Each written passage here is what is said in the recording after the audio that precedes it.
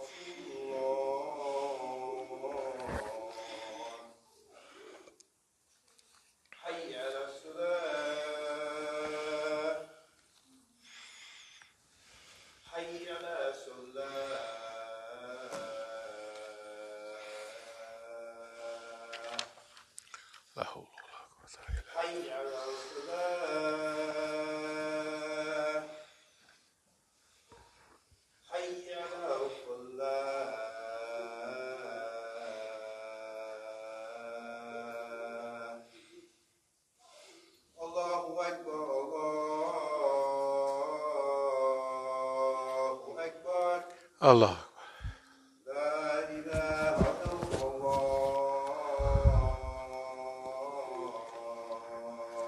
La Bismillah ar-Rahman ar-Rahim. Alhamdulillah. Alhamdulillah. Ahmaduhu wa asta'inuhu wa astadihi wa astaghfiruhu wa umminu bihi jalla wa ala wa la akfuruhu wa ashhadu wa la ilaha illallah wa ashhadu anna Muhammadan abduhu wa rasuluhu. Arsalahu bil huda wa din al-haq liyadhhiruhu ala ad-din kullihi walau karihal mushrikun. All praise belongs to Allah. We praise Him. We seek His help, His assistance, and His guidance. We believe in Him and do not disbelieve in Him. I bear witness that there is no God but Allah, and Muhammad sallallahu alayhi wa sallam is His servant and messenger. Allah sent Him, that is Muhammad, with Deen al-Haq, the religion, the way, the methodology of truth. This way of life known as Islam will rise to its proper position in this world, whether the mushriks like it or not.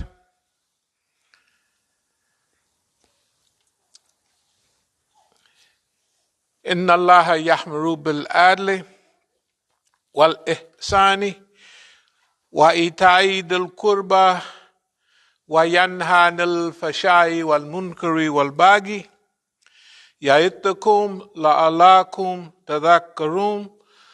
Allah commands justice, the doing of good, and liberality to kith and kin. He forbids all shameful deeds and injustice and rebellion. He instructs you that you may receive righteousness.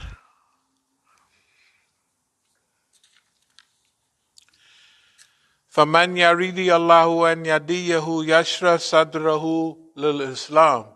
Those whom in Allah plan willeth to guide, He opens their breast to Islam. Ya ayyuha alladhina amanu attaqullaha haqqa tuqatihi wa la tamutuna illa wa antum muslimun. O you believe, fear Allah as He should be feared, and do not die except in a state of Islam. Wa tasimu bihablillahi jami'an wa la tafarraqu. And hold fast altogether by the rope which Allah stretches out for you, and be not divided amongst yourselves. Kuntum khaira ummatin ukhrijat lil nasi ta'muruna bil ma'rufi wa tanhauna 'anil munkar wa tu'minuna billah. You are the best peoples raised up for mankind, enjoining what is right, forbidding what is wrong, and believing in Allah. The most truthful discourses is the Book of Allah. The most trustworthy word is taqwa, or fear of Allah. The best of the community is the community of Prophet Ibrahim. The best way of life is the sunnah of Prophet Muhammad sallallahu alayhi wasallam. The remembrance of Allah is the most glorious of all things. The best of all narrations is Quran. The best acts are those requiring the highest degree of will and determination. The worst acts are those based on innovation. The best way of life is the one adopted by the prophets of Allah. The most glorious death is the death of the martyr. The most wretched blindness consists of going astray after finding the right way. The best acts are the ones that yield benefits. Best guidance is that which people may be able to follow. The worst blindness is the blindness of the heart. The upper hand is better than the lower one. The less which can meet one's needs is better than the more which could cause neglectfulness. أقول قولي هذا واستغفر الله لي ولكم.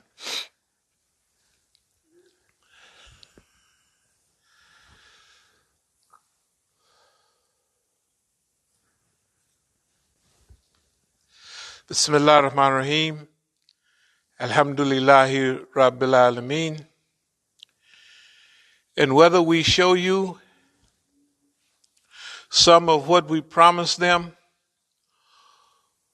or make you die, it is but incumbent upon you to communicate on us to take account. Do they not see that we bring the earth, diminishing it from its extremities? And Allah's decree, there is none to amend his decree, and he is quick in reckoning. And there did those before plot before thee, or before them. Then Allah is the planner altogether. He knows what every individual acquires. And this is something that gives anyone that is concerned with raising the level of consciousness of people or participating in some struggle or another, social, psychological, economic, or bettering the human condition. But of course, this relates directly to the Prophet of Allah, Prophet Muhammad sallallahu alaihi wasallam, and Allah has given him a message, and that message, if you're a believer and a Muslim, it rests at home.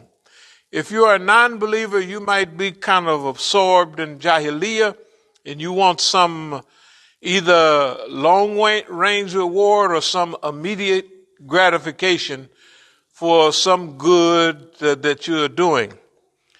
But Allah subhanahu wa ta'ala is telling the Prophet, whether we show you some of what we promised them, or we do make you die.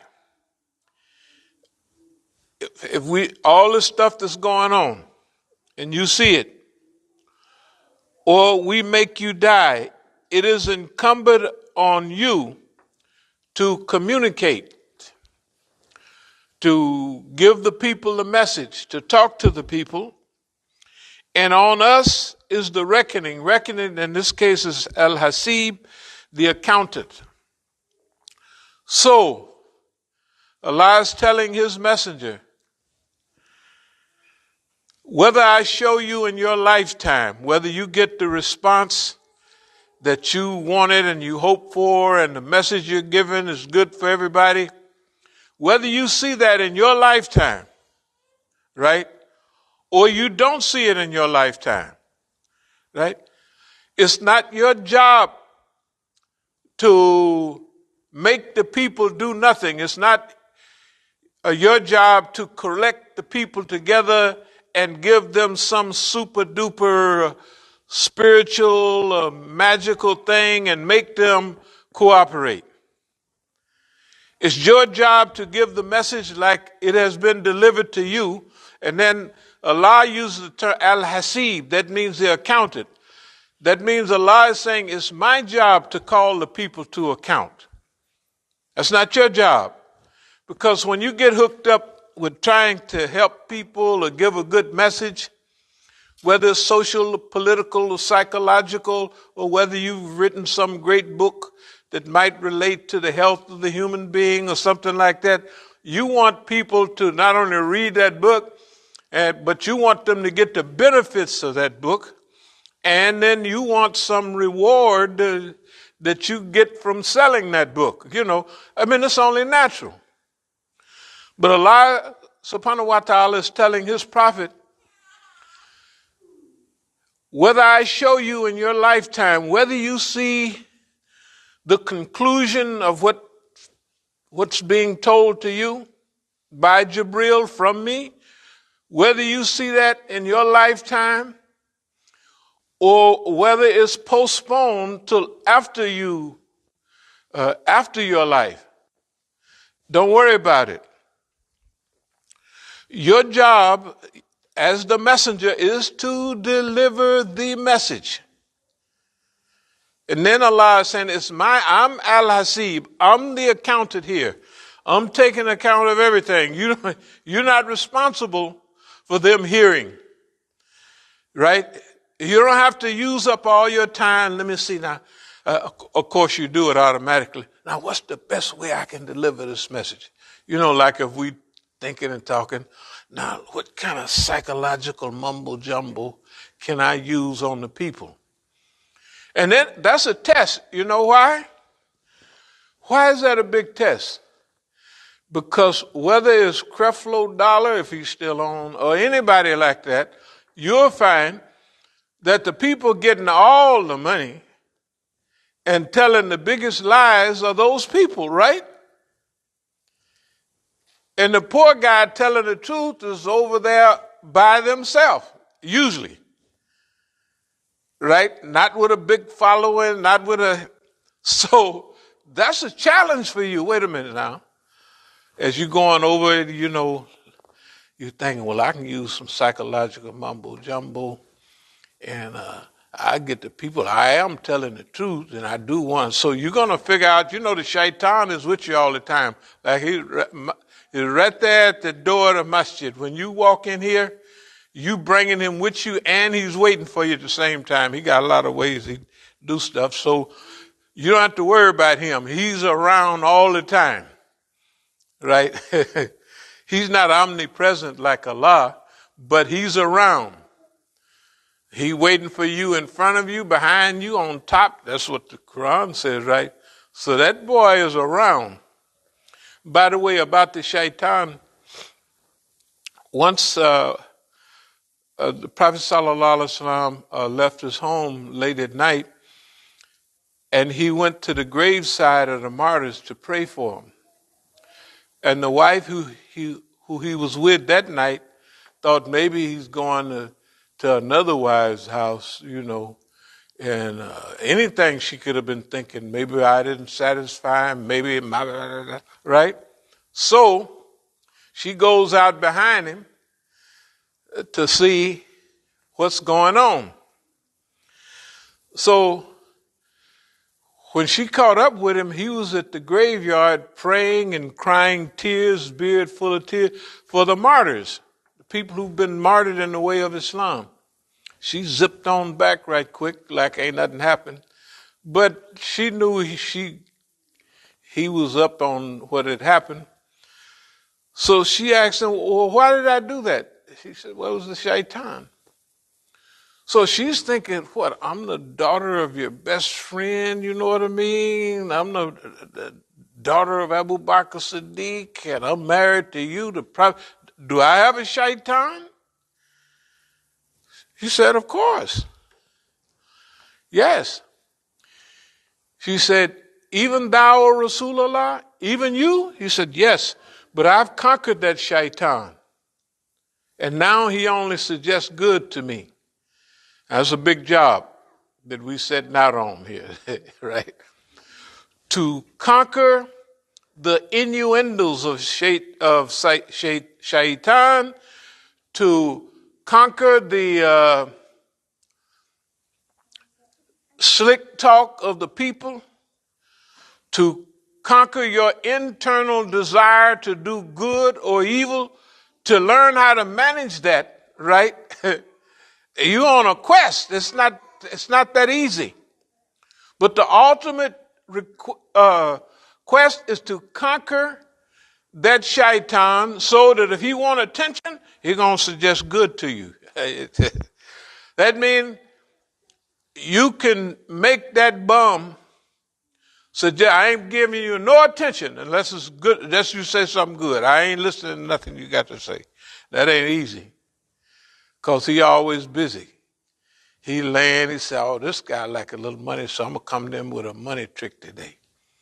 You know, like I used to travel a lot on the highway, and I'd be all over the country. I was down near New Orleans, and I was listening on Sunday night, you know, to the preachers.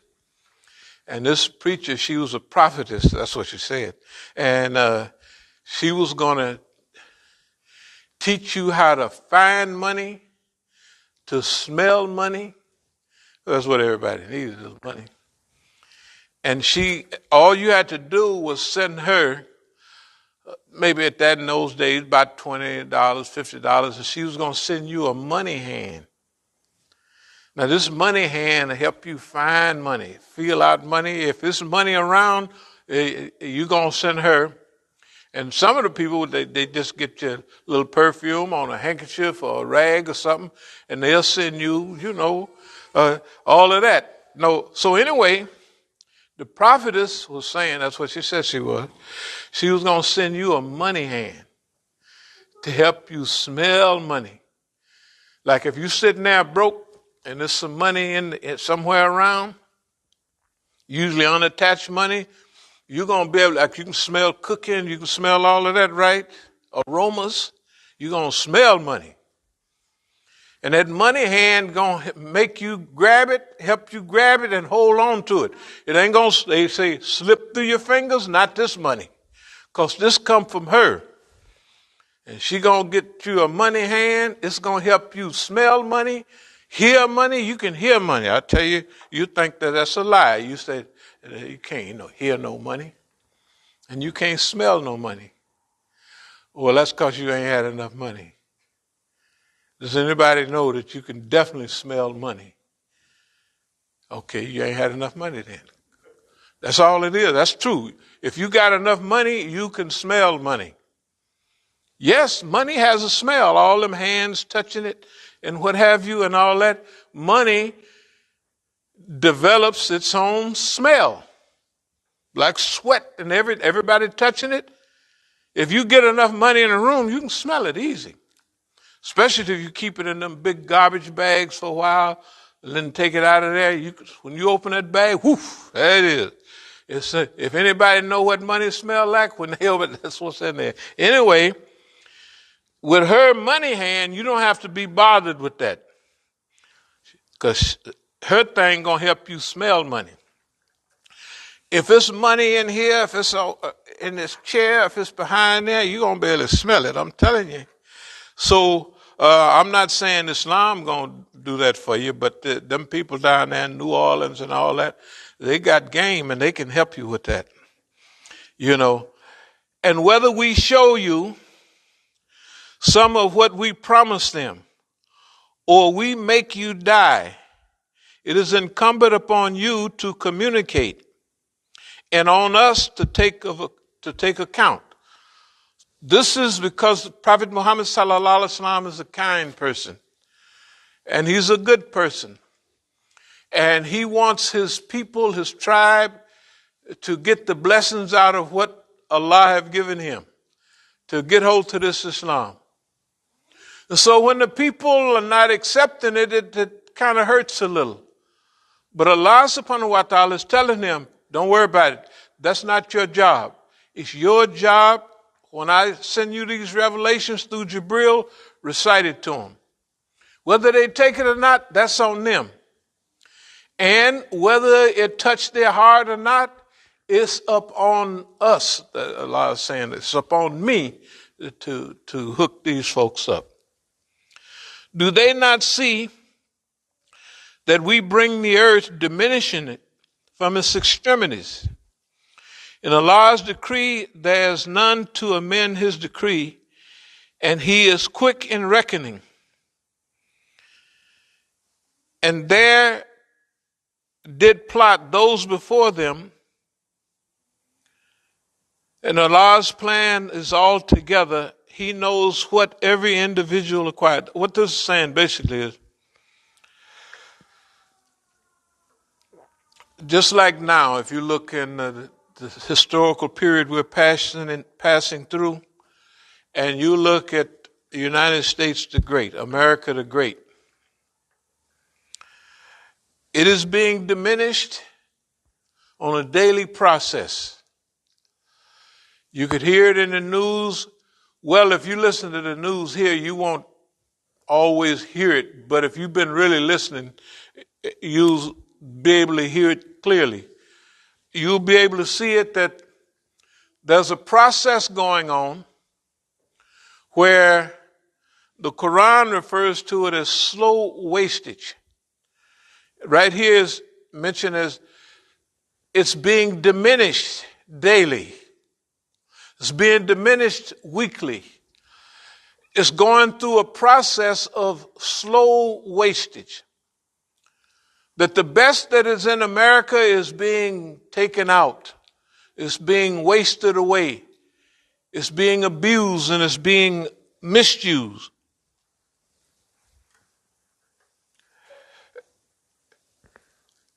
And then it talks about the people of times before. You would think that, well, the British Empire that just fell, couldn't they have come up with some plan to rescue the British Empire? When you look at Gladiator and you see the Roman Empire is going through its changes, and a few years from that period, a few hundred years, in the old days they diminished a little slower than they do now. And you would think, couldn't they have come up with some plans to save their empire, right? Or whether it was Babylon, the Hanging Gardens of Babylon, or even America today. Couldn't America come up with some plans to rescue itself? Well, if you look at the news, if it looks like it's chaos and this is going on, that's exactly what America's trying to do. Just looking at it every day. America's trying to save itself and its power and its position, and it's throwing everybody overboard, right? If you watch the news, and France is getting ready to sell Australia some submarines. The U.S. will come in and say, don't buy them, buy ours. You ain't going to get them for 15 or 20 years, and they're going to be atomic submarines. And who can count on, with the weather going like it is, the climate going through these changes, the ocean rising, right? And drought spreading all over the world. How you know you got 20 years to go? Not you as a person, but the earth. You can't count on that. But America say, you get the submarines from us, and we'll have them in 10 or 15 years. We're going to have them over there for you. Of course, you get the ones from France. And then France is mad. But the U.S., Australia, and France is all hooked up together, right? So now they didn't cause trouble for themselves, right? And their own hookup. And they got Europe over there, and they said, well, one thing about money is war makes money for the arms industry and for the military contractors and all of that. We don't get nothing out of it unless we're dumb enough to go over there and they get us killed, right? That's the only thing you're going to get is a graveyard, because you're not hooked up in the equation, right? So if you look at the world today, the United States of America, your homeland for now, is accelerating its own decline. Everything that it does right? Here's the empire. America, way back when, 1945, after World War II, big and bad and running everything, right? And that was a period when it was on an incline. And whatever it said and did, it was the rule of the day. And anybody that was with it, they was going to have money too, right? Okay, it's not like that anymore. There's not but so much wealth left in the world. And the people that are in charge are making sure, right, they get all of that money, right? Okay, they got inflation today, right? So the U.S. tries to cause trouble for, you can't take nothing from the Russians and just invaded Ukraine. Now, a lot of things you don't know is, first of all,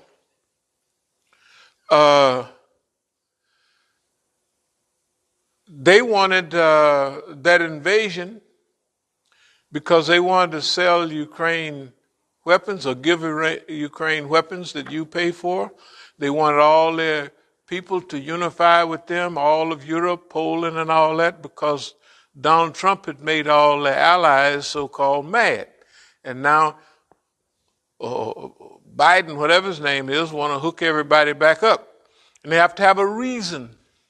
And one of the greatest unifying forces in modern times and in ancient times is war. If y'all ever saw the movie Wag the Dog, that stuff is true.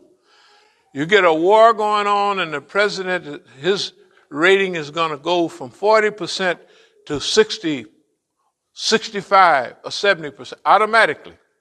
Because the people want to unify behind the leadership on a war. And everybody in the world uses those tactics, right, that have any power. To unify the internal people, you hook up the internal people to fight an external people all the time. Those people, we're going over there to fight them. Only thing is, we used to call it wearing it out. Man, you got to stop saying that, you're wearing it out. In other words, wearing it out means that you've used that tactic, that saying, you know what I mean, all power to the people, man, you're wearing that out. You know what I mean? In other words, you're saying it so much, you just wearing it, that man, you got that. Now, war. Oh, we got Korea. We got them commies over there, those reds, so we'll go over there and fight them. Everybody jump up, hip, hip, hooray. Then they said, now we got the Vietnam, them little bitty Vietnamese people running around here talking all that trash. They reds too, you know. Therefore, we got to put them in their place. And Kennedy had enough sense to say, I don't know about all that. But here come Dumb Johnson. He's dumb, right?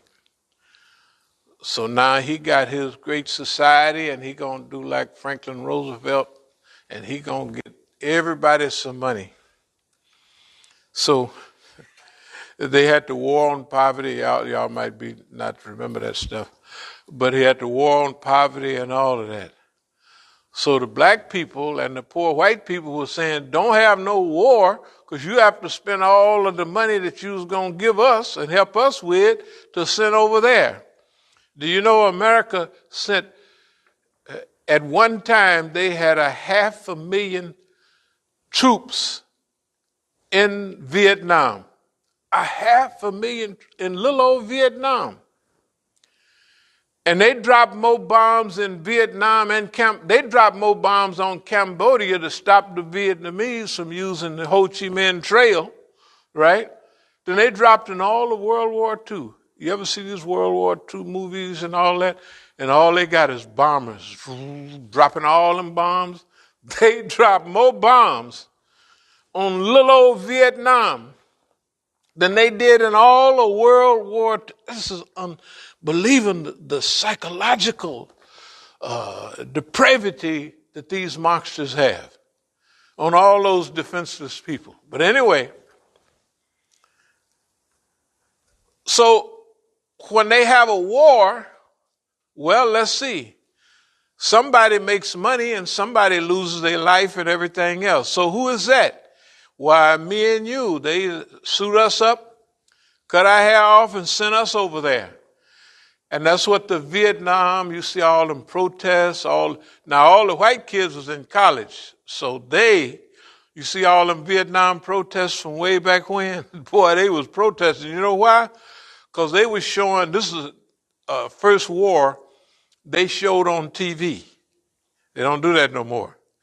You don't see them wars on TV no more. But the Vietnam War, they showed everybody getting killed and them taking everybody to get fixed up. So the white kids, boy, look at here. You look at all the Vietnam protests, it ain't much too many Negroes. It's all white kids. Now the white kids is protesting the Vietnam War. The black kids is protesting all the stuff this, boss man doing to us.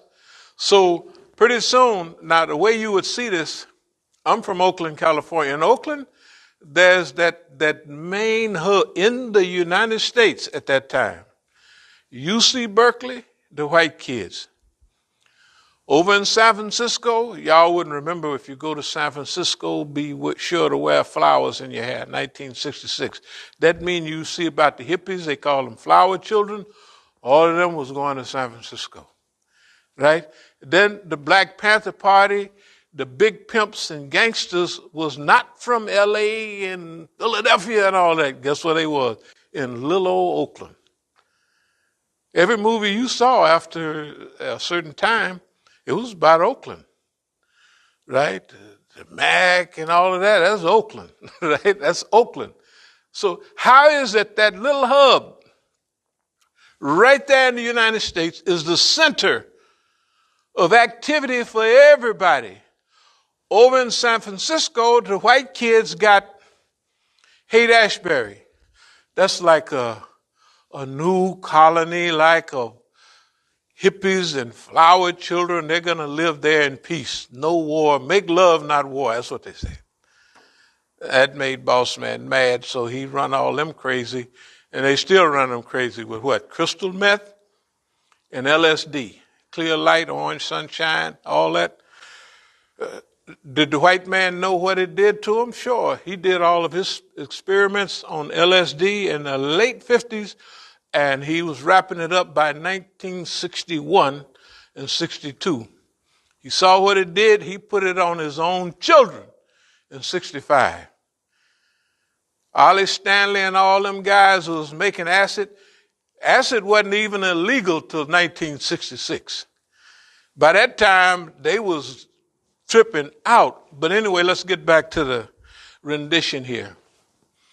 We got so many things happening around us and to us that we have to go through this history of the region of the world that we're living in, so the things that's happening to us now begin to make sense. Okay? In that hub out there, that was where things was happening all over America, but they was really happening out there. They was really happening out there. That's California. Basically, that's Northern California. With the white kids, UC Berkeley. The other white kids, Haight-Ashbury, San Francisco. Black people, Oakland. Right across from San Francisco. Look, you cross the bridge from San Francisco, you're in Oakland. You drive out of Berkeley, and you drive right into Oakland. That was a hub only a few miles from each other. And all the brains, all the energy was concentrating in that area to lead the rest of the United States. That's why every trick and everything that happened to people, they did it first there, right? And then it spread out to the rest of America. But in the meantime,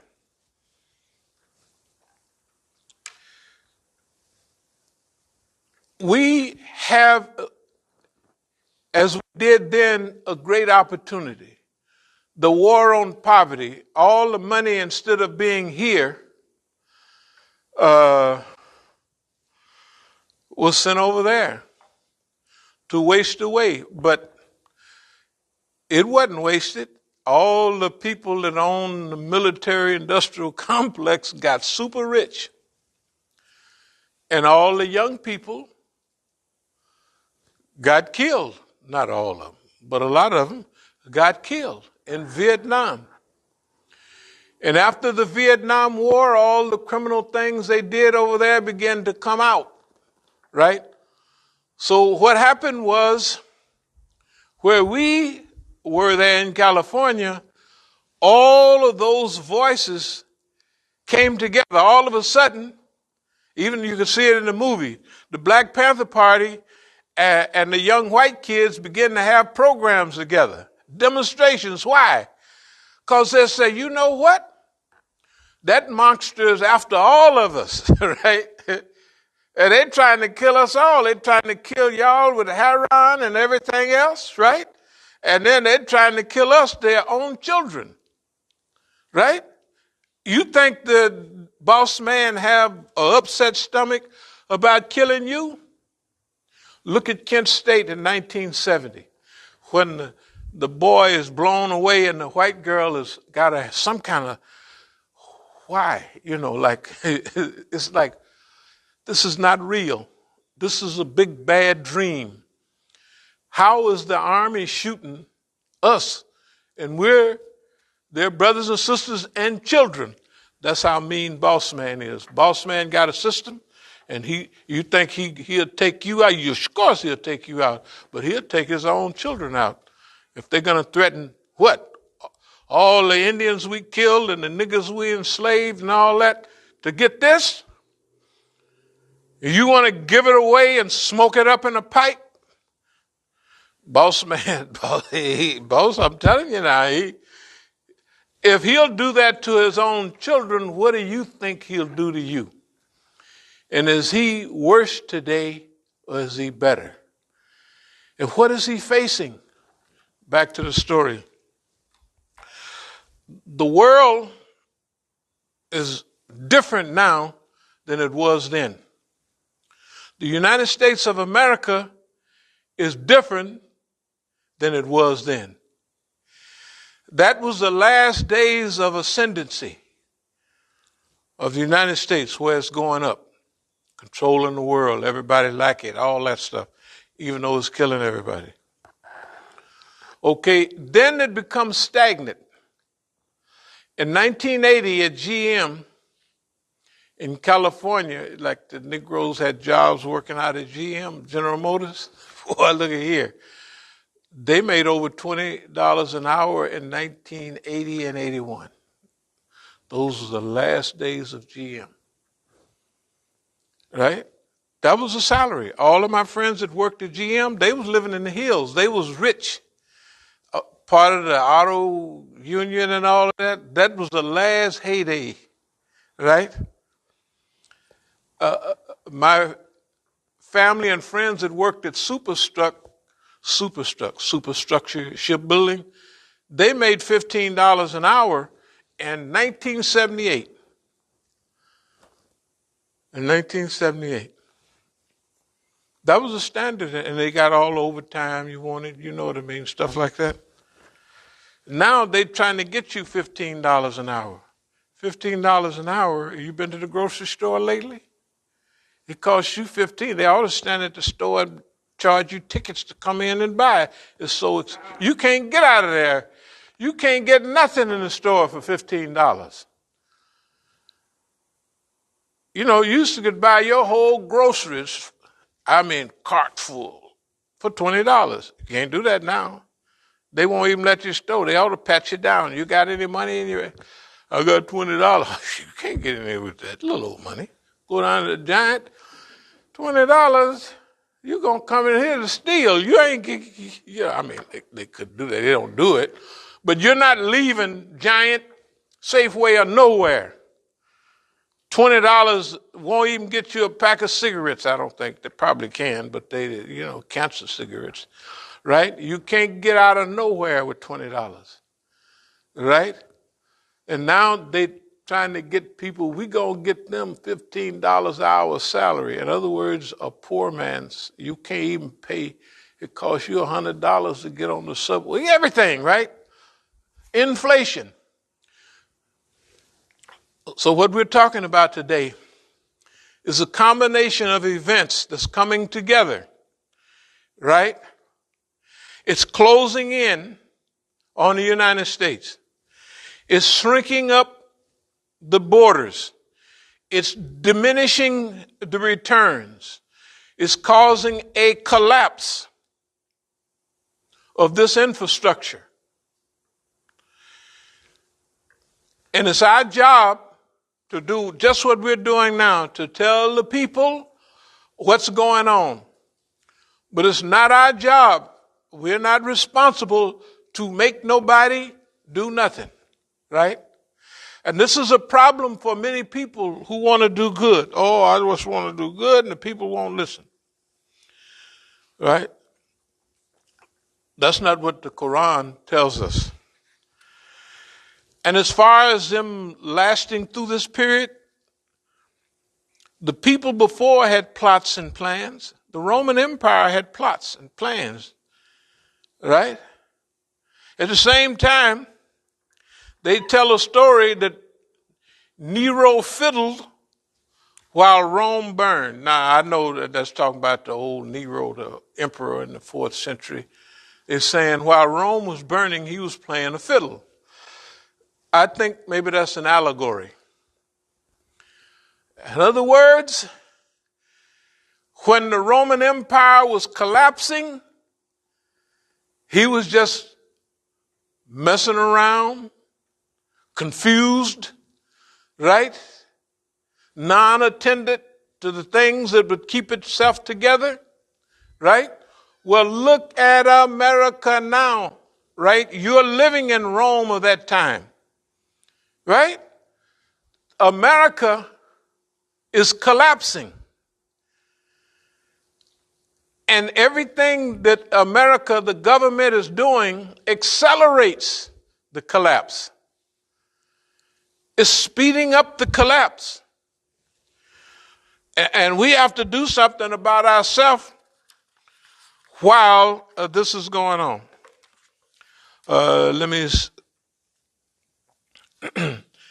Leave me alone with such as give lie to this tiding.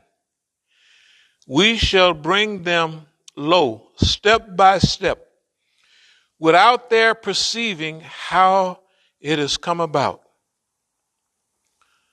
For behold, though I may give them rain for a while, my subtle scheme is exceedingly firm. This is what Allah subhanahu wa ta'ala is saying.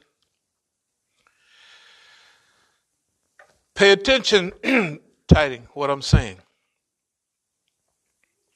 We shall bring them down, step by step,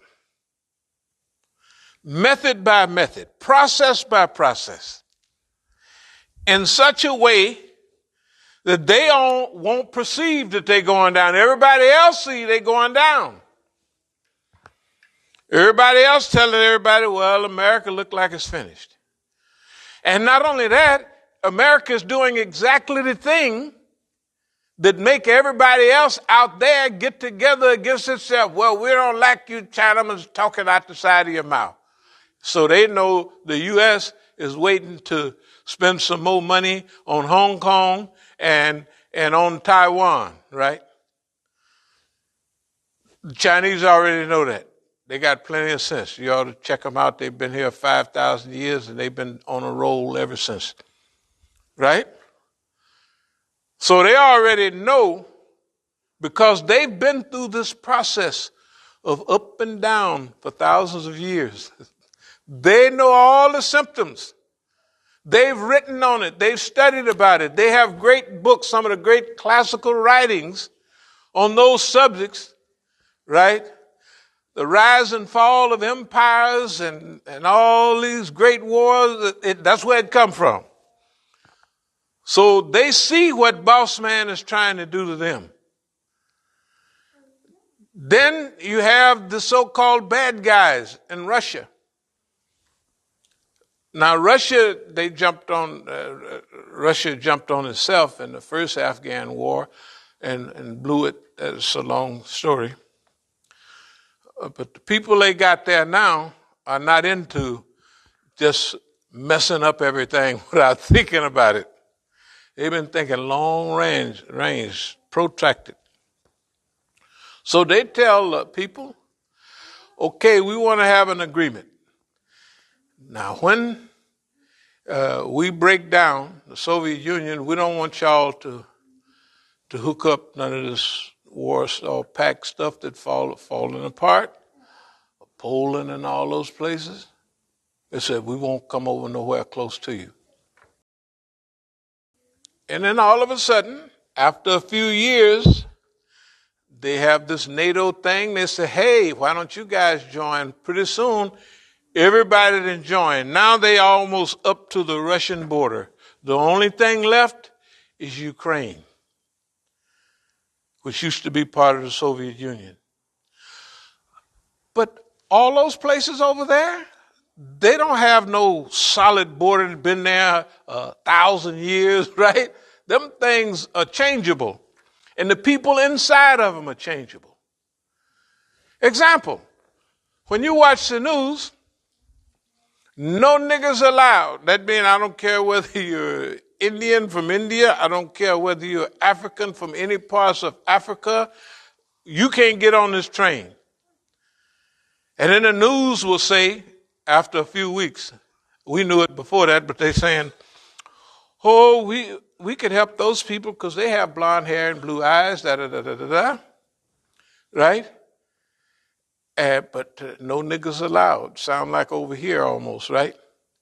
No Chinese and dogs allowed in the park. No Negroes in this park. Go get your own cotton field to run around in. But no niggas in this park. This is America the Great. So the world is looking at all of this, and they're taking it all in, right? They're absorbing all of this. And the U.S. is not paying attention. So all their media, they closed down all the other Russian media, everything else, and all you can hear is their rendition of the story, right? And if you listen to them people, you'll be in la-la land forever. So what is the world looking at? They say, well,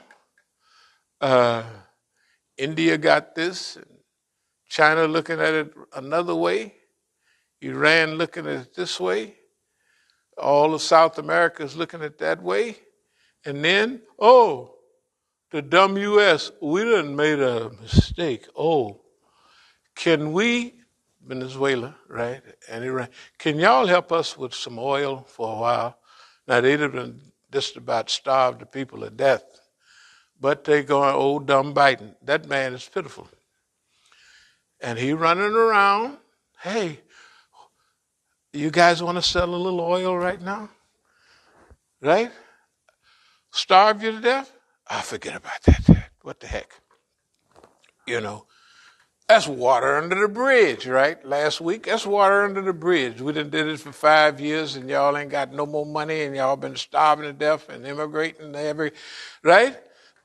That means this dummy is forgetful.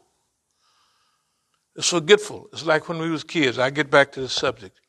Remember when you was kind of young and the big bully around town might have busted you upside the head or something, or snatched something from you, right?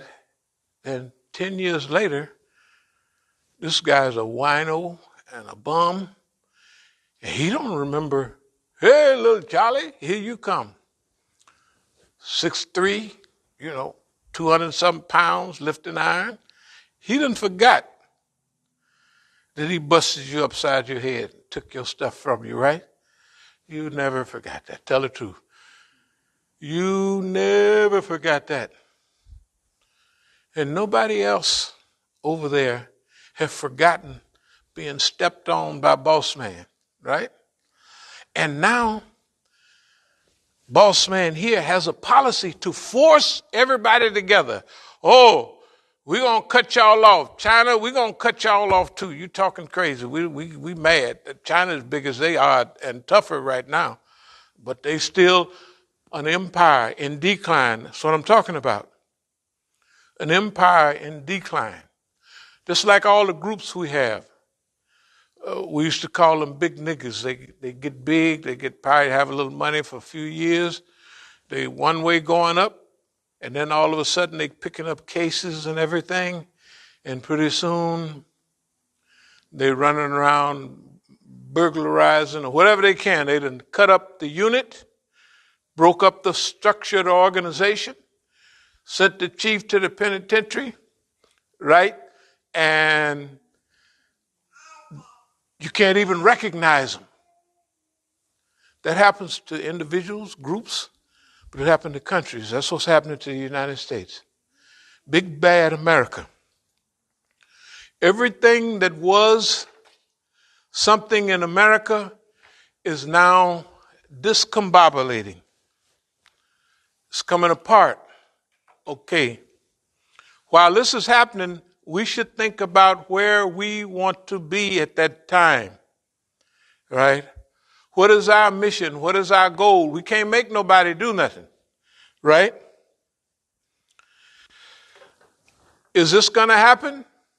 Of course, this lecture is decades old, and we say it every now and then. So we done said all this to everybody. But everybody knows this. It's on a T-shirt. I could pull this thing off. It's got a shirt on there. It has this ayat. We shall bring them low, step by step, without them perceiving. The Congress, the Senate, those liars, the dumb president, they're not seeing it. But everybody else is watching them tell the truth. That's why they want you to cut off any other media that's bringing any message besides theirs. Right? They're hoping that if they tell you a lie, you'll believe the lie and that will become reality. But there's a time when that stops working, and that time is now. So, behold, though I may give them rain for a while, my plan or my subtle scheme is exceedingly firm. That means this is bathed in history. It is a process that have happened to all societies, all people. When Allah give them rain for a while, it means rulership. They're on the way up. And you can be the strongest Indian tribe in the West, Apaches, anybody, but when you're fighting against that monster on his way up, you can't beat him. You can't beat him. You can have everything seem like going your way, and guess what? You can't beat him. And during that time of ascension, he will be placed in a position where you can't even get to him. During World War I, right? And World War II, where were they at? All over there, right? It was either 3,000 miles to Europe or 6,000 or 7,000, all that island hopping going through, invading islands. There was thousands of miles over there. You know how far Hawaii is from here? It's way over there. It ain't across the street, right? It's way over there. So the wars of World War I and World War II was all over there, right? If you at home lifting iron and doing bench presses and running around the yard, you getting in shape, you eating all the oatmeal you can. When you come into World War I, everybody else been fighting from 1914 to 1917 when you come in. Everybody's tired. It's like coming in a 12-round fight in round number 10, right? And you fresh as a daisy. And the other guy's got snot running all out of his nose, can't hardly see, right? That's the way Europe was. They come in and they take it over. World War II, was the same thing, the same fight all over again. They call it thieves fall out. These thieves, the colonial powers that was ruling the world, the colonial powers that had people in Africa, the French powers who had colonies in Africa, all of those were fighting against the Germans, right? And the Japanese, and the Italians, Triple Alliance and the Allies. Don't want to keep you all day, but just to see, you have to get a picture of where you are now. After World War II, the United States, 1945, the United States is running everything. The U.S. dollar is the coin of the realm, not the British pound anymore. Right? And so, all of a sudden, you're running everything. Anybody that's on your team, it's all right. Anybody not on your team, you're in trouble. Right? And it went along like that. Then, things began to change. A lot of y'all don't remember the Korean War. But America in 1950 to 1953, that war is still on the books as a war. There's no peace treaty. That war is technically still on the books right now. Guess what? The Koreans actually whipped the North Koreans, and what they used to call the Red China actually whipped the United States. Right? Everybody knows that. Okay, let's skip over that. That was a long time ago. Vietnam. Everybody has seen it on TV. It's not the forgotten war like Korea. People know something about Vietnam, no matter they was born in or not, but they know that whatever it was, America got whipped bad by those people, right? You come up through the wars of today, right? America invaded anybody they wanted. They invaded Libya only a few years ago. They invaded Iraq twice only a few years ago, right? And they killed, you know that old haggly-headed woman just died the other day? It might have been yesterday. Madeleine Albright. They killed in Iraq 750,000. That was the number they gave her on the news. They said, Miss Albright, after the war, 1991 and all that, the embargo has caused, according to our count, 750,000 people, mostly women and children, to die. And she said, guess what? Her famous words. Anybody remember what it was? I think it was worth it. Yeah, it was worth it. Yeah. Of our people, Iraqis, 95% Muslim. All right. Then they came back again. And they destroyed. See, the way they did us, they wanted to destroy your history. You think of the modern wars. I don't want to keep y'all all day, but might as well you come once a week. Ain't no sense in being in a hurry, right? Once a week, an hour and a half or so, it ain't going to kill you. So anyway, you can read about the hanging gardens of Babylon. You know where they was? In Iraq. That's far back. The Tigris and Euphrates, where they are? In Iraq. You know, the cradle of civilization. The Nile Delta, the pyramids, right there in Egypt. Everything that was something and got the possibility of becoming something again is all over there. Here come the newcomer. And he destroys all of that. What is he destroying? Your history. And he makes it so that there's so much turmoil that the people steal little statues and everything and sell them for 50 cents or $100 and destroy the whole history. Then they said 2 years ago that he was going to bomb, that was old dumb Trump, I'm going to bomb, Iranian cities where they got all this stuff. All those places over there have real ancient stuff over there.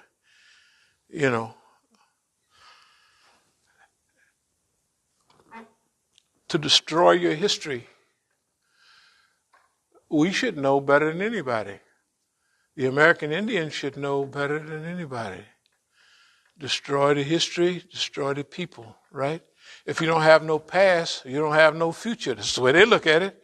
So they're going to go and they've destroyed Mosul. They've destroyed those big, beautiful centers and Masjid. They laid them waste and bomb them to shock and awe. In Afghanistan, all of those places, those are part of ancient civilizations, right? And of course, they didn't have no sense. They didn't know, they haven't studied enough to know that Afghanistan is the graveyard of civilizations. The graveyard. I don't care whether it's Alexander the Great, whoever that messed with Afghanistan, it was on the way down, right? When Alexander the Great ran through Afghanistan, he smelt the environment. He kept going to India. Where it's big, rich, and then he come back down the other way, coming back home to Greece. He came across Arabia. He sent spies down there to Arabia. We won't get back to the point in a minute. You know what the spies told him? Just like our history tells us, there ain't nothing down there worth taking. All they do is drink, get drunk, and fight. There ain't nothing down there but sand. Alexander the Great went on across and left Arabia there for the rise of Islam, right? That's what he did. And he went over to Egypt. They got a city there, still there now. They call it Ascandaria, Alexandria, right? From Alexander the Great. He knew better than to stick around Afghanistan. But the Soviet Union didn't know any better, and they got broken down. The United States last few months ago was running out of where after 20 years? Afghanistan. It's a case of, Malcolm said, chickens coming home to roost. Everything now is coming back on Boss Man. I'm going to speed up a little bit. But remember what Allah said. We shall bring them low step by step without their perceiving how it has come about. The ones that's being brought down, the Senate is talking like everything is all right, right? The Congress is talking like we running this and we, like it's all right. Everybody else is saying all of the rest of the world have their calendar. And it has a slide, and it has the United States up here, and have it on a slide. This boy is going down. But it don't perceive it. The lying Congress, they don't perceive it.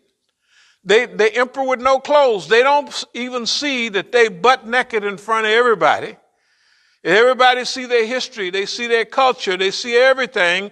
And remember, Boss Man, when he was big, went around and busted everybody upside of the head.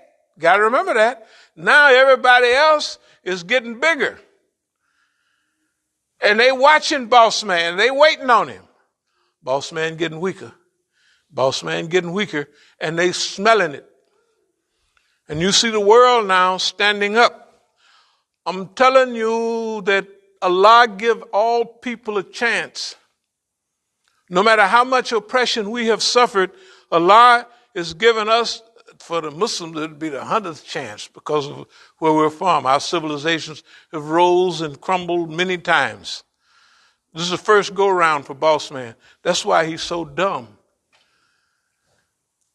He's dumb. You know why? This is the first time America been big, right? So they don't have no history of getting weak and stupid looking, right? That's why everybody is looking at them and know what's happening, and they don't. You think they don't know what's happening. They ain't never been here before. Everybody else have, right? The Chinese is 5,000 years old. They've had great kingdoms up and down. Babylon and Iraq and Persia, the Persian Empire, been tickled, Parasan, you know.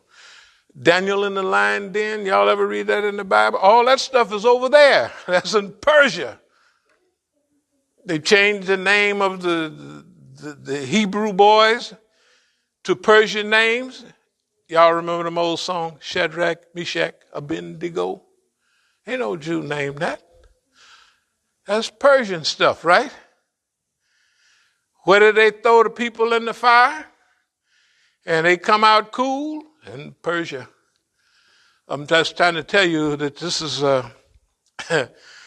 this stuff goes around, but the pattern, we base our lectures, we base our behavior on the pattern of Quranic history and Hadith.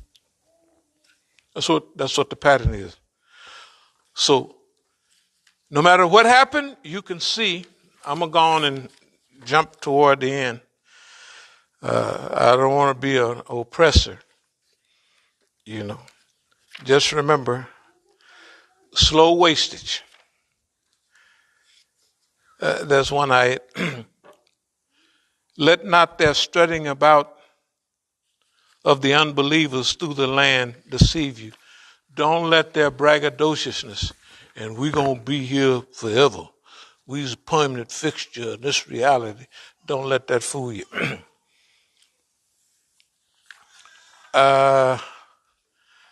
We'll just do this and call it a day.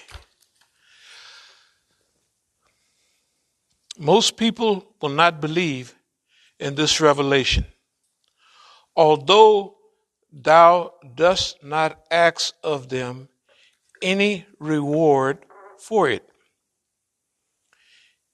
It is but Allah's reminder unto all mankind. But then how many a sign is there in the heavens and the earth which they pass by unthinkingly, and on which they turn their backs. So the stuff is not new, that people hear the truth and then they don't pay no attention to it. O prophet, this is my way, resting on conscious insight, accessible to reason. I am calling you unto Allah, I and they who follow me, and say limitless is Allah in his glory. I am not one of those who ascribe divinity to aught besides him. Okay, this is very clear. Our stuff, what we're telling you today, first of all, is resting on Quran and Sunnah. But it's also resting on history, right? And the other thing it's resting on is reason, aql. It's within reason, and everybody can see that reason. So it's not that we're making up some things for you to catch up on. We're going to skip to one of these ayats here. This is a very important one. O my sustainer, thou hast indeed bestowed upon me something of power, and hast imparted unto me some knowledge of the inner meaning of the happenings. Originator of the heavens and the earth, thou art near unto me in this world and the world to come. Let me die as one who has surrendered himself unto thee, and make me one of the righteous. This is the prayer of Yusuf alayhi salam. And he's thanking Allah. O my sustainer, thou hast indeed bestowed on me something of power, and it hath imparted unto me some knowledge of the inner working of happenings. In other words, Yusuf was given some knowledge of how things work. You know what I mean? How these things are all organized. And he's thanking Allah for that. O originator of the heavens and earth, thou art near unto me in this world and in the life to come. Let me die as one who has surrendered himself unto thee, and make me one of the righteous. In moving toward a close, we always have this concept. In studying the movements before, we saw a lot of what was happening to them. They didn't have time to train and to learn. Like when we spent time in Africa, we realized that most of the colonial movements, post-colonial movements, pre-colonial movements, or revolutionary movements had time and place. They had the woods and the jungles to hide and rest in, right? And they had some years to acquire the ability to fight against the colonial master, right? And they had time, whether it was in China, wherever it was, the people fighting colonialism, the ones that were successful, they had what we call, or what is called, a protracted struggle over a long period of time. What we had in America, you take 1965 to 1970, only 5 simple years, the movement then swooped up and it's on the way down fast. We didn't have nowhere to hide. You go hide with a Negro, he call the sheriff before dinner time. He done already, boss man, you know, nigga Charlie is over here with me. Now all I need is a little sack of beans and a little something like that, right? He done told on you. So you didn't have a place to hide. We didn't have a place to hide, nor did we have time to study our environment and ourselves. We just snatched up what we had and jumped out, rah, rah, rah. The white man with his organization shot us down and killed us, closed us down, and that was it. Too fast. So we realized when we was overseas that protracted struggle is important, that you have a long time. The longer, the better, right? And that's what happened to us right here. Whether you believe it or not, we done had decades, over 4 decades of acquired knowledge of how to fight the system. And now, I know you're going to think we're crazy, but I'm just going to tell you the truth. We discombobulate the system and we slap them upside the head and kick them in their behind anytime we get ready. And all this I've been doing it for years, well, why ain't nobody going nowhere? Because we didn't learn how to deal with boss man. Yes, we have. I know you said, boy, that nigga is crazy. Why is he crazy? Because ain't nobody else doing it. Go to any other masjid and see what they're talking about. Right? They sweetie pie, so sweetie pie, it's a shame. And who they talking about? Don't go over there, because them is bad people over there. Isn't that right? They're bad jokers over there. That's the first thing they're going to tell you. All right? So I'm going to be brief, but as you do this a long time, you know what I mean? You get to what we used to call game. You learn how to position people, things, and events. And boss man, especially you catch him at the right time. He's on the way down and he's on the way out. So you know how to give boss man what he think he wants. And then you tell boss man, you're going to stab me in the back. Would you stab me right here? And that's boss man, get all his stuff stabbing you. You done told him, now boss man, hit me on this side of the head. You got a plate over there to protect you. And boss man, you telling boss man what to do to you. Why? He doesn't understand, because he ain't never nobody ever taken to that level before. He wiped everybody out. It's like a fight. When George Foreman was fighting Muhammad Ali. Now, if he just stood toe to toe, Muhammad Ali and what's the guy? Joe Frazier was close in ability, right? Shoot. Joe Frazier run in there and he was out and boop, just like that. Isn't that right? Why? Because he going to run up to big old George. We know George about that. California, moved down to Texas. Look at here. He fought in Rome. Muhammad Ali been around a while. Says, I'm going to wait on that boy. What happened? By the fifth round, George, he just might as well have a washing machine. He just can't even hardly tussle. Waited another round. Sixth round, he was calling it rope-a-dope. He tired him out. George had never fought before farther than 5 rounds because he's the champion. Boss man ain't never been past 2 rounds. He knocks niggas out just like that all the time. Tell the truth. Ain't nobody never fought him. When you get boss man up in the 25th round, boss man he just tired. He on his feet, but he already out. You can thump him, and that's what we doing to him now. Standing right, that's what we doing now. We playing with boss man. Boss man, boy, look at here.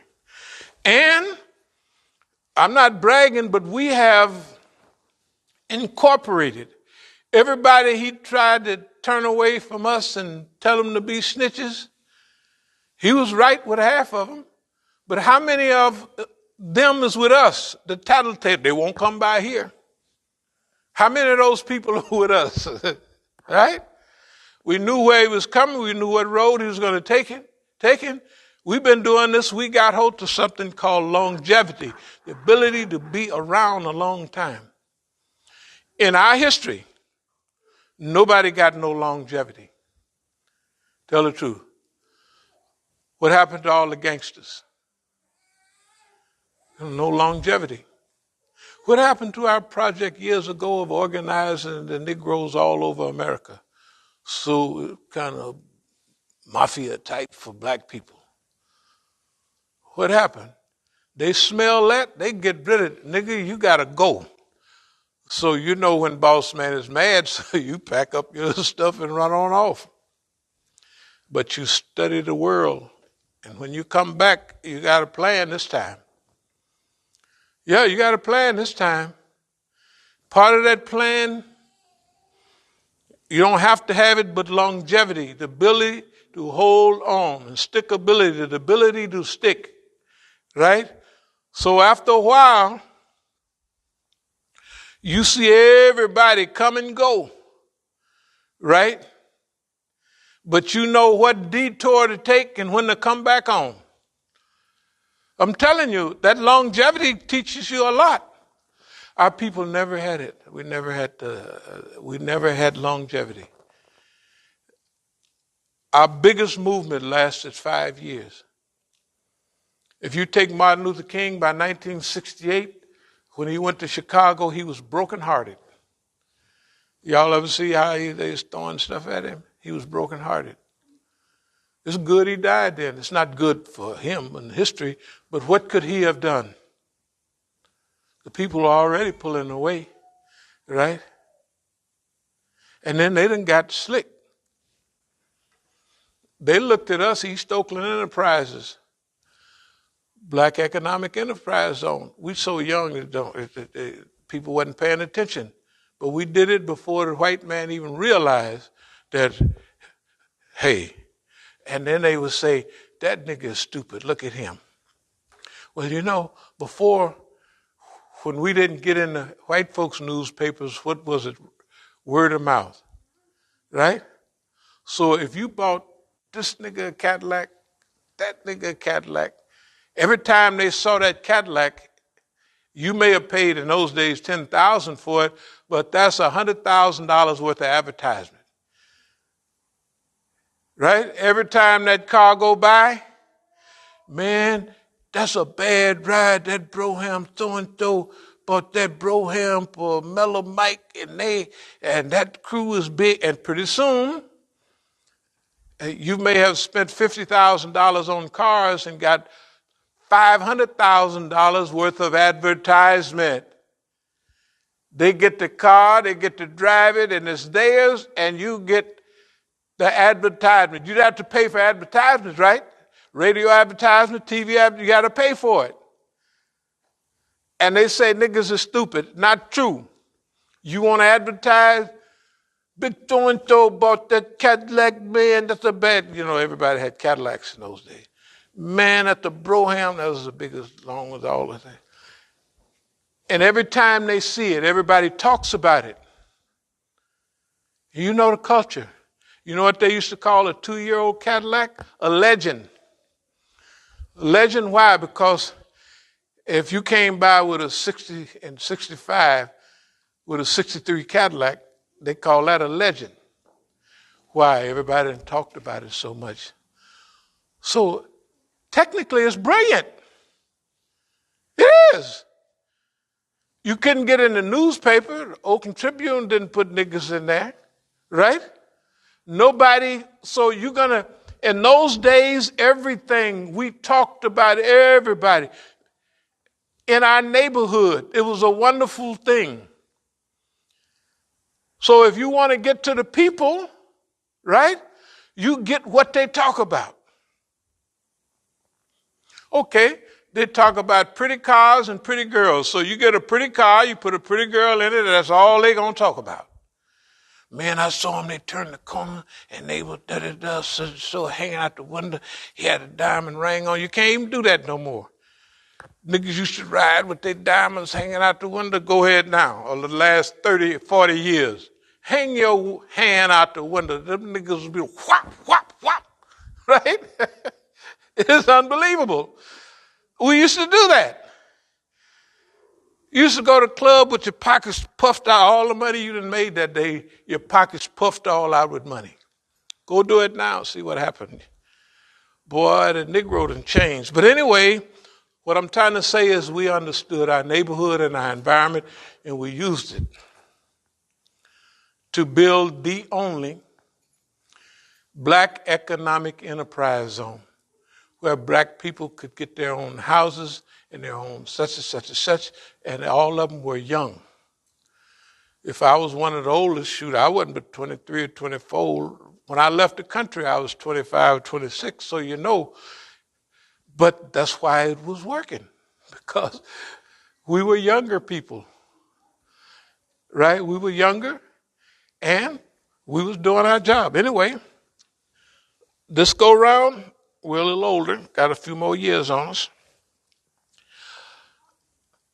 But we going after boss man. We're not, he can't get away with this stuff. Yeah, you got to settle your life that, hey, this is the bum that's causing all the trouble, let's go get him. And that's what we're doing.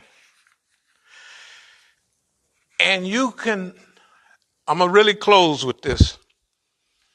But they're so stupid and they think you're so stupid. You know boss man going to surround you with snitches and tattletales, right? Because he did it to everybody else. So you going to tell everybody this with you. Don't come by and see me. Don't do this. You know what I mean? And if somebody call you on the phone, you'll hang up talking about. So pretty soon you don't get no phone calls. Why?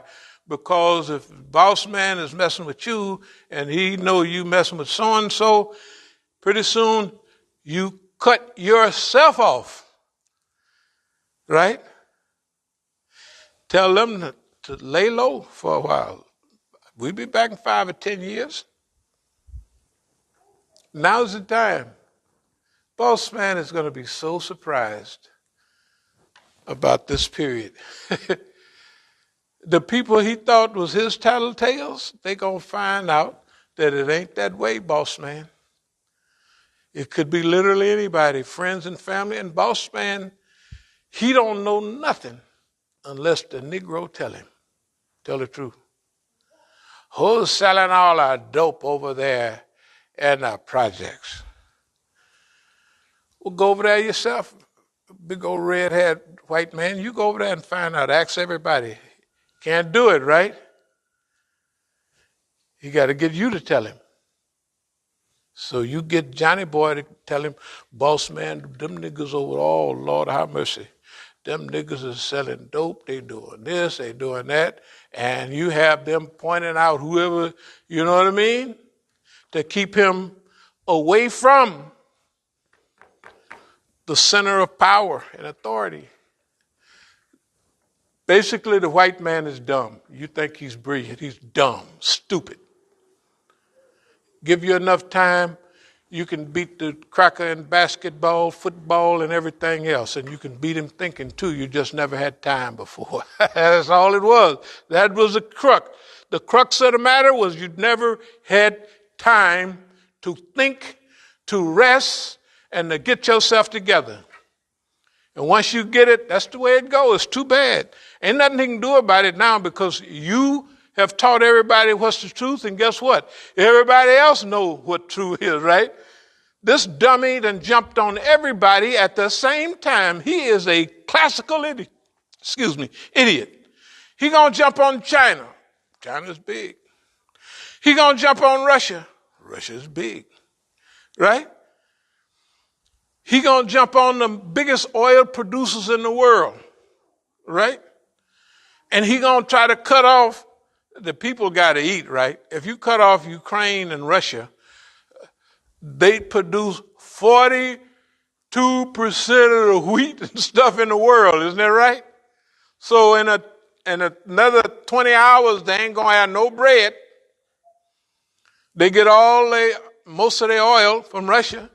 You call the stupid Saudis and say, we need your help. They won't take your call. Tell the truth. Everybody know that, right? Because you done told them you wasn't thinking ahead. We going to put you in the penitentiary. We don't like you. Talking to those dumb Saudis. The Saudis is murderers and criminals, right? The lowest part of the earth. And you think they're going to stick with you if you look like you going down? Well, if you think that happened, you start going down, right? Or you hit the lottery and get $5 million. Everybody going to be by there, right? Well, you got that money. What's going to happen when it drifts away? You say, where's all my friends? What happened? Right? That's the way they're doing Boss Man now. Because Boss Man is broke. And in a minute, you think he broke now? You think inflation? And I'll close with this, truly. I know it may not make sense to you. But Boss Man, your America has every disease that kills people. And the only thing about him, he ain't dead yet. But he's close to dying. This boy got every disease, every social disease, every psychological disease, every economic disease. He can't print no more money because his print press is just cranking out money. And just a little lesson and we'll finally leave. Since American money is the currency that everybody saves all over the world, when I was in South America, we did business, not in Colombian pesos. Everything was in American dollars. And when they make those American dollars, they send them back home. The American Treasury counts up all the money that go back overseas, and they print more of that. See, because that money is gone over there. It's not in circulation here. And the people all over the world save their money in American dollars, right? So there has to be trillions of American dollars outside of the country. And a few trillion inside the country. But they have an annual estimate of how much money you think America's losing money. They're selling all the dope here, then they're taking back to Colombia. They don't do that. They estimate how much money did they take back to Colombia, right? How much money the people around the world is saving up of American dollars. They estimate it. And then they print that new money here. When they go broke, they're going to go so broke. They're going to go, you can't get that broke. They're going to be under broke. Real, you wouldn't believe it. So America, you can love them all you want, but Boss Man's on the way out. That's why I T-shirt said, Boss Man's Bites the Dust. I'm sorry, I got a lot to say and I haven't been here too long. Don't worry. This is our time. You can be sad or mad or happy about it. This is our time. And we'll close by just saying Ramadan is coming up. Shoot, it's about a week. In a week it'll be here. Yeah, Ramadan is right around the corner. So we should be preparing our Ramadan program. We will have food and prayer every night. And so just be prepared to come and have a good time and hopefully a good meal, but we're going to do that. We're also going to have some designed fundraising activity.